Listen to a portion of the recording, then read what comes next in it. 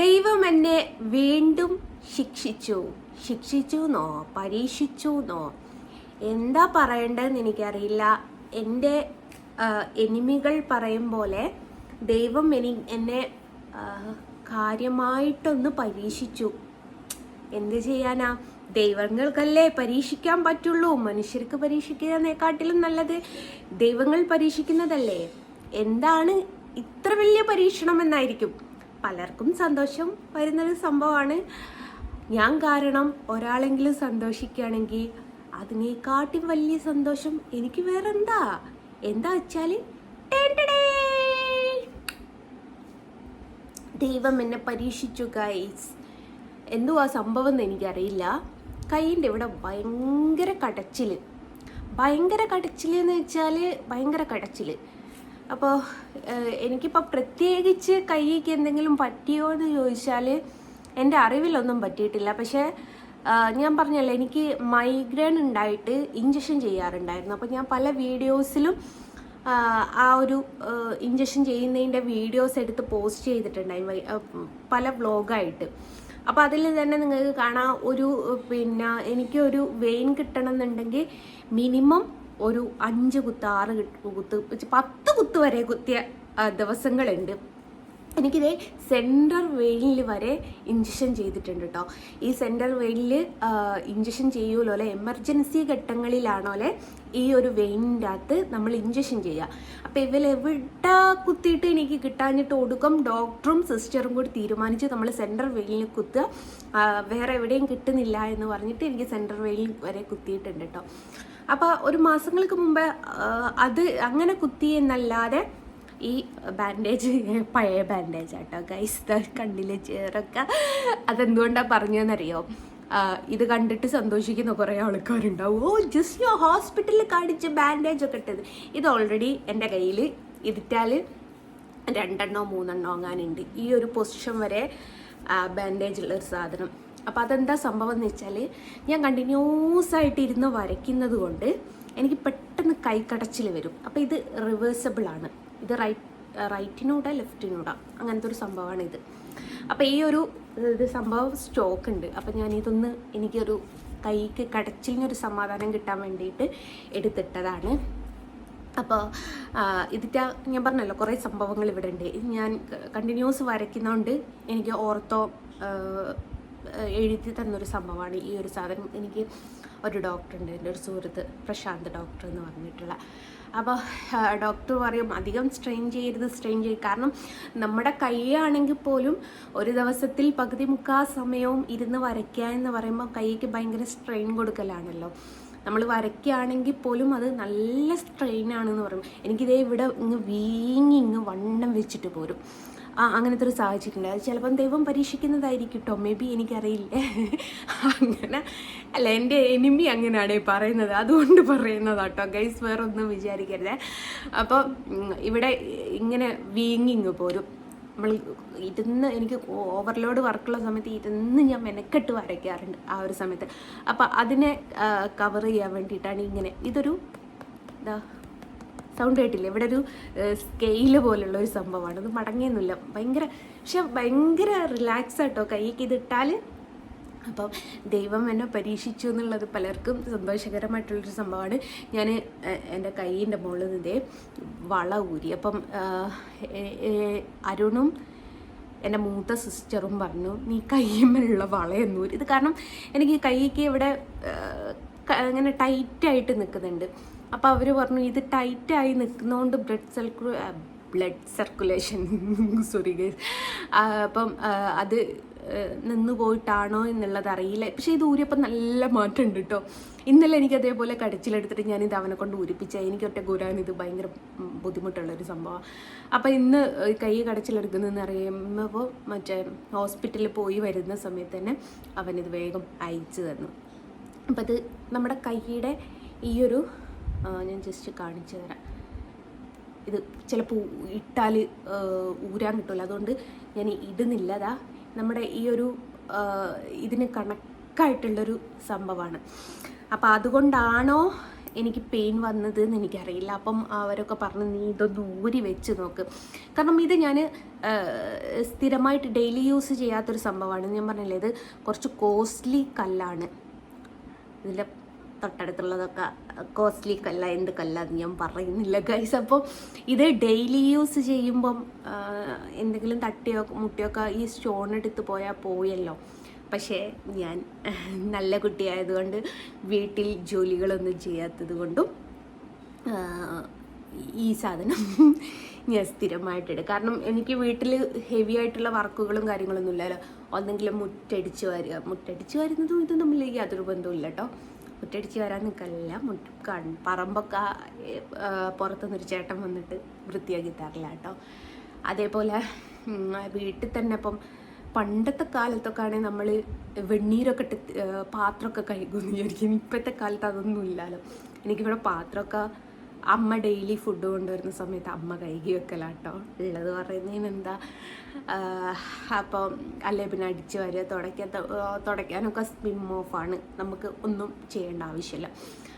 അപ്പോൾ അത്രമേൽ എനിക്കങ്ങനെ ഹാർഡ് വർക്കൊന്നും ഇല്ലാത്തതുകൊണ്ട് ഞാനിത് കൈമേൽ സ്ഥിരമായിട്ട് ഇടുന്നു എന്നേ ഉള്ളൂ. അപ്പം ഞാൻ ഈ വീഡിയോ ചെയ്യുന്നതിൽ ദൈവം എന്നെ ഇങ്ങനെ പരീക്ഷിച്ചതിൻ്റെ പേരിൽ ദൈവം എനിക്ക് വേറൊരു പരീക്ഷണോട് തന്നിട്ടുണ്ടായിരുന്നു. ഈ ബോക്സ് കണ്ടോ, ഈ ബോക്സ് കൊള്ളാത്തടുത്തോളം ഗുളികകളാണ്. ഇത്രയും ഗുളികകൾ ഞാൻ ഒരു ദിവസം 9 ഗുളിക കുടിക്കുന്നുണ്ടായിരുന്നു. ആ 9 ഇവിടുന്ന് ഇതെടുത്ത് മാറ്റുകയാണ്. ഇനി ഈ ബോക്സിൽ എന്താണെന്ന് വെച്ചാൽ വെറും 2 ഗുളിക മാത്രം. വളരെയധികം സന്തോഷമുണ്ട്. ഞാൻ മാസങ്ങളായിട്ട് 8-9 ഗുളിക കുടിച്ചോണ്ടിരിക്കുന്ന ഞാനിതേ വെറും 2 ഗുളിക ഈ ബോക്സിൽ വെക്കുകയാണ്. വെറും 2 എണ്ണം, രാവിലെ 1 രാത്രി 1, അത്ര മാത്രമേ ഉള്ളൂ. ഇത്രയും ഗുളികകൾ ഇന്ന് ചാടാനിൻ്റെ ഗുളിക പകുതി മുക്കാലും കഴിഞ്ഞതാട്ടോ. മറ്റേ ഇതൊക്കെ കഴിഞ്ഞത് സ്ട്രിപ്പ് മാത്രമേ ഉള്ളൂ. അപ്പോൾ എന്താണ് ഇത്ര വലിയ സന്തോഷം എന്ന് വെച്ചാൽ ഞാൻ മാസങ്ങളായിട്ട് ഈ 9-10 ഗുളിക ഞാൻ കുടിക്കുന്നുണ്ടായി. മൈഗ്രെയിൻ എന്ന് പറയുന്നൊരു സംഭവം ഉള്ളതുകൊണ്ട്, മൈഗ്രെയിൻ ഉള്ളവർക്കറിയാം. എൻ്റെ പരിചയത്തിലുള്ള പലരും എനിക്ക് മെസ്സേജ് ചെയ്യും, മക്കളെ എനിക്ക് മൈഗ്രെയിൻ ഉണ്ട്, 5 ദിവസം കൂടുമ്പം പെയിൻ വരുന്നുണ്ട്, മാസത്തിൽ പെയിൻ വരുന്ന ആൾക്കാരുണ്ട്, ആഴ്ചക്ക് പെയിൻ വരുന്ന ആൾക്കാരുണ്ട്. ഞാനെന്ന് വെച്ചാൽ 2 മാസങ്ങൾക്ക് മുമ്പേ ഡെയിലി എന്നെ ഇഞ്ചക്ഷൻ ചെയ്തിട്ടുണ്ടായിരുന്നു എനിക്ക്. കാരണം ഗുളികൻ്റെ മുകളിൽ നിൽക്കുന്നില്ല, ഹെഡ്സെറ്റ് എന്ന് പറഞ്ഞിട്ട് ഭയങ്കര ഡോസ് ഗുളികയൊക്കെ ആയിരുന്നു തരാറ്. അപ്പോൾ എൻ്റെ ഒരു എനിമി ഉണ്ട്. അപ്പോൾ ആൾ പറഞ്ഞു ദൈവം കണക്കിന് കൊടുക്കുന്നുണ്ട്, ഏത് ഞാൻ വരയ്ക്കുന്ന കൃഷ്ണനെ എനിക്ക് കണക്കിന് തരുന്നുണ്ട്, അപ്പോൾ അവളെ വല്ലാണ്ട് പരീക്ഷിക്കുന്നുണ്ട് എന്നാണ്. അപ്പം എനിക്കങ്ങനെ പെയിൻ വരുന്ന സമയത്തൊക്കെ ഇവർ പറയുന്ന ഈ ഒരു വാക്കിനെ എനിക്ക് വല്ലാതെ അങ്ങ് ഫീലായിട്ടോ. അപ്പോൾ എനിക്കൊരു വാശി, ഇതൊന്നും റിക്കവറായിട്ട് വരണമല്ലോ. അപ്പോൾ എന്നോട് മുമ്പേ ഒരുപാട് ആൾക്കാർ പറയും മെഡിറ്റേഷനും കാര്യങ്ങളൊക്കെ ചെയ്താലൊക്കെ മാറും, യോഗ ചെയ്താൽ മാറുന്നു. പക്ഷേ എനിക്ക് മെഡിറ്റേഷനും കാര്യങ്ങളൊന്നും വേണ്ട. എന്നോട് പല ഡോക്ടേഴ്സും പറഞ്ഞിട്ടുള്ളൊരു കാര്യമാണ്, ശരീരത്തിൽ വെള്ളം കുറയുന്ന സമയത്തൊക്കെ ഈ മൈഗ്രെയിൻ വരും. അതേപോലെ റെഗുലറായിട്ട് ഫുഡ് കഴിക്കാണ്ടിരുന്നിട്ട്, റെഗുലറായിട്ട് ഉറങ്ങാണ്ടിരുന്നിട്ട് ഒക്കെ വരുന്നൊരു അസുഖമാണ് ഇതെന്ന് പറയും. അപ്പം ഞാൻ എന്താക്കി, എനിക്ക് ആ ഒരു വാശിക്ക് എനിക്ക് ഭക്ഷണം, ഞാൻ ചിക്കനോ മീനോ ഉണ്ടെങ്കിൽ വർക്ക് ചെയ്തുകൊണ്ടിരിക്കുന്ന സമയത്താണ് ഞാനത് സ്കിപ്പ് ചെയ്താളും ഫുഡ്. അപ്പം ഞാൻ എന്താക്കി, ആ ഒരു സമയത്ത് എന്തെങ്കിലും ഫ്രൂട്ട്സോ വെള്ളമോ എടുത്ത് കഴിക്കും. അതേപോലെ ഞാൻ നൈറ്റ് ഉറക്കൊഴിഞ്ഞ് വരയ്ക്കുന്ന ഒരാളായിരുന്നു. അപ്പം ഞാൻ സാമ്പത്തികത്തിനെക്കാട്ടിലും വലുത് നമ്മുടെ ശരീരമാണ്, അല്ലെ നമ്മുടെ ആരോഗ്യമാണ് എന്നുള്ളത് ഈ ഒരു വ്യക്തി പറഞ്ഞതിന് ശേഷമായിട്ടോ എനിക്കിതൊക്കെ മനസ്സിലായത്. അപ്പം ഞാൻ കറക്റ്റ് ടൈമിന് ഉറങ്ങൽ തുടങ്ങി, കറക്റ്റ് ടൈമിന് എഴുന്നേറ്റ്. അപ്പം എനിക്ക് ഒന്നും ഭക്ഷണം കഴിക്കാൻ വേണ്ടെങ്കിൽ ജസ്റ്റ് വെള്ളമെങ്കിലും കുടിച്ചിടും. ഞാൻ നല്ലോണം വെള്ളം കുടിക്കൽ തുടങ്ങി. എൻ്റെ മകൻ തന്നെ എനിക്കൊരു ബോട്ടിൽ നിറയെ വെള്ളം എടുത്ത് വെക്കും. എന്നിട്ട് പറയുമ്പോൾ വൈകുന്നേരം ആകുമ്പോഴേക്ക് ഇത് തീർക്കണം കേട്ടോ എന്ന് അറിയാം. അവനും സെർച്ച് ചെയ്ത് മറ്റേ മൊബൈലൊക്കെ സെർച്ച് ചെയ്തിട്ട് ഈ വെള്ളം കുറവായിട്ടാണ് മൈഗ്രെയിൻ വരുന്നതെന്നൊക്കെ പറഞ്ഞ് അങ്ങനെ ഞാൻ നല്ല നല്ല കാര്യങ്ങൾ ലൈഫിൽ ചെയ്ത് എൻ്റെ അസുഖത്തെ മാറ്റി എന്ന് പറയാൻ എനിക്ക് വളരെയധികം സന്തോഷമുണ്ട് ഗൈസ്. പറഞ്ഞറിയിക്കാൻ പറ്റാത്ത നന്ദിയാണ് എൻ്റെ എനിമിയുടെ അടുത്തുള്ളത്. ഇടോ താൻ എൻ്റെ എനിമിയാണെങ്കിലും തന്നോട് എനിക്ക് പറയാനുള്ളത് എന്താണെന്നറിയാം, താൻ ചെയ്തൊരു കാര്യത്തെ ഞാൻ വളരെയധികം കൈ കൂപ്പിയിട്ട് തന്നെ നന്ദി പറയുന്നു. കാരണം അത്രമേൽ ഞാൻ അനുഭവിച്ച 5 വർഷമായി ഞാൻ അനുഭവിക്കുന്ന ഒരു പെയിനാടോ. ഒരു മാസത്തോളമായിട്ട് എനിക്ക് വേദനയില്ല, ഞാൻ ഇഞ്ചക്ഷൻ ചെയ്യാറില്ല. തന്നോട് എങ്ങനെയാണോ ഞാൻ നന്ദി പറയണ്ടേ? താൻ എൻ്റെ എനിമി ആയിട്ട് താൻ എന്നെ കണക്കാക്കുന്നുണ്ടെങ്കിൽ ഞാൻ തന്നെ ഒരു കാലത്ത് ഫാനാക്കി കണക്കാക്കിയ ഒരാളാടോ. അപ്പോൾ ഒരുപാട് നന്ദി പറയാണ്. അപ്പോൾ നമുക്ക് ലൈഫിൽ ആരോടെങ്കിലും ഒരു എന്താ പറയുക ചലഞ്ച് പോലെയോ അങ്ങനെയൊക്കെ എടുക്കുക വെച്ചാൽ നമ്മുടെ ലൈഫ് രക്ഷപ്പെട്ടു പോവുകയുള്ളൂ. എനിക്ക് വളരെ വാശിയുള്ള ഒരാളാണ് ഞാൻ. എൻ്റെ വേറൊരു എനിമി പറഞ്ഞിട്ടുണ്ട്, എല്ലാവരും എന്താ പറയുക ജസ്റ്റ് ഒരു കാര്യം ചിന്തിക്കുമ്പോൾ അവൾ ബ്രെയിൻ കൊണ്ടാണ് ചിന്തിക്കുക എന്ന് പറയാറുണ്ട്. അതേപോലെ എനിക്കൊരാളോട് വാശി തോന്നിയാൽ ഞാൻ ആ വാശിയായിട്ട് തന്നെ എടുത്ത് അതൊന്ന് റിക്കവർ ചെയ്ത് പോരുന്ന ഒരാളാണ്. ഞാനൊരു കാര്യം പറഞ്ഞോട്ടെ, ഈ പറഞ്ഞ കൂട്ടത്തിൽ പറയാണ്, എന്നെ കാണാൻ മുമ്പ് വളരെ മോശമുള്ള ഒരാളായിരുന്നു ഞാൻ. കറുത്തിട്ട് വലിയ ഭംഗിയൊന്നും ഇല്ലാത്ത ഒരാളായിരുന്നു. പക്ഷേ പലരും നമ്മുടെ ഭംഗിയിനെക്കാട്ടിലും അപ്പുറം മെലിഞ്ഞൊരു വ്യക്തി എന്ന് പറയാൻ എൻ്റെ ഫോണിൽ എവിടെയോ ഫോട്ടോ ഉണ്ട്, ഞാൻ ഒരു ദിവസം അത് വെച്ചിട്ട് ഞാൻ വീഡിയോ ചെയ്യുന്നുണ്ട്. അത്രമേൽ മെലിഞ്ഞ് എന്താ പറയുക എല്ലും തോലും എന്നൊക്കെ പറയാറില്ലേ, അങ്ങനത്തെ ഒരാളായിരുന്നു. എനിക്കൊരു കൂട്ടുകാരിയുണ്ട്, അവളും ഞാനും പ്രോട്ടീൻ പൗഡറൊക്കെ മേടിച്ച് കുറേ കുടിച്ചിട്ടുണ്ട്. എനിക്ക് 15 ദിവസത്തേക്ക് 600-700 രൂപയൊക്കെ ഞാൻ പ്രോട്ടീൻ പൗഡർ മേടിച്ചിട്ട് പാലിൽ കലക്കിയൊക്കെ കുടിച്ച ഒരാളാണ്. പക്ഷെ ഞാൻ തടിച്ചില്ല. പക്ഷേ എന്നെ പലരും ഇൻസൾട്ട് ചെയ്തപ്പോൾ എനിക്ക് വളരെ വാശിയായിരുന്നു, തടിക്കണമെന്നോ അല്ലേ നമ്മുടെ ഹെൽത്ത് നമ്മൾ നോക്കണം, നമ്മുടെ സൗന്ദര്യത്തെ നമ്മൾ കാത്തു സൂക്ഷിക്കണം എന്നൊക്കെ പറഞ്ഞ് വളരെ എനിക്ക് വാശിയായിരുന്നു. പക്ഷേ ഇപ്പം ഞാൻ ഗൈസ് തടി കുറയാൻ കളിക്കുകയാണ് ഗൈസ്. എന്നെ ഇപ്പം കാണുന്ന ആൾക്കാരൊക്കെ പറയുന്നത് ഞാൻ ഗുണ്ടുമണിയായി. അത്രമേൽ മെലിഞ്ഞൊരാളായിരുന്നു ഞാൻ. നമ്മളെ ഒരു സിനിമയിലില്ലേ ഇൻസൾട്ടാണ് മുരളി, ഏറ്റവും വലിയ ഇൻവെസ്റ്റ്മെൻറ്റ് എന്ന് പറയുന്നത് സത്യമാണ് ഗൈസ്. നമ്മളെവിടെയെങ്കിലും ഒന്ന് ഇൻസൾട്ട് ആയിട്ടുണ്ടോ നമ്മൾ അവിടെ നിന്ന് റിക്കവറായിട്ട് പോരും. ഞാൻ സാമ്പത്തികമായിട്ട് അങ്ങനെ എനിക്ക് വാശിയായിരുന്നു സാമ്പത്തികമായിട്ട് നന്നാവണം എന്നുള്ളത്. അത് ഞാൻ ഉറക്കൊഴിഞ്ഞ് വരച്ചിട്ട് ഞാൻ സാമ്പത്തികമായിട്ട് നന്നായി. ഇപ്പം എനിക്ക് യൂട്യൂബിൽ നിന്ന് തന്നെ ഞാൻ വിചാരിച്ചേക്കാട്ടിലും അപ്പുറം വരുമാനം കിട്ടുന്നുണ്ട്.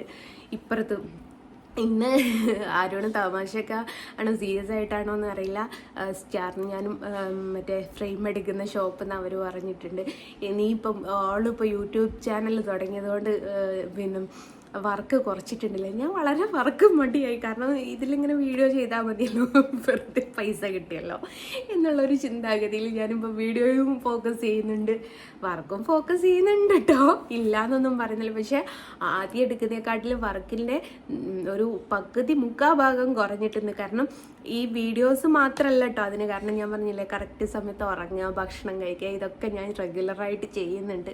അപ്പോൾ നൈറ്റ് പിന്നെ ഉറക്കഴിഞ്ഞ് വരയ്ക്കുന്ന പരിപാടിയൊക്കെ നിർത്തി, അതാണ്. പക്ഷെ അതറിയില്ല.